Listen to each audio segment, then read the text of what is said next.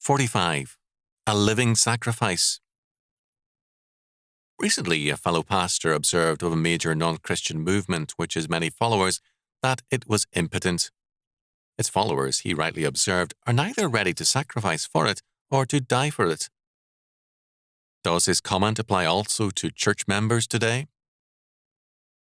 One of America's most prominent pastors has said that although we now have a higher percentage of church members than ever before, with 91 million adults claiming to be, quote, born again, end quote, Christians, never before has the church been less influential in American life. Obviously, the level of commitment by these people is very low.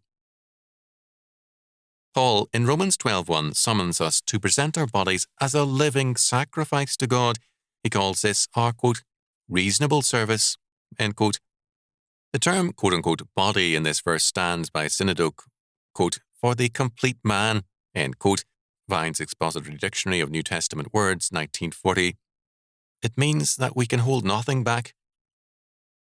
I think of this verse often as pastors tell me of parishioners who are rebellious against God's truth and whose basic premise is too often, my will be done.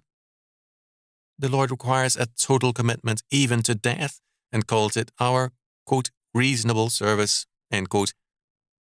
In other words, God's chief end is not to glorify man and to enjoy him forever. Rather, as the Old Catechism stated it, the chief end of man is to glorify God and to enjoy him forever. We can only enjoy God if he comes first in our lives and if we realize that whatever he requires of us is our, quote, reasonable service, end quote.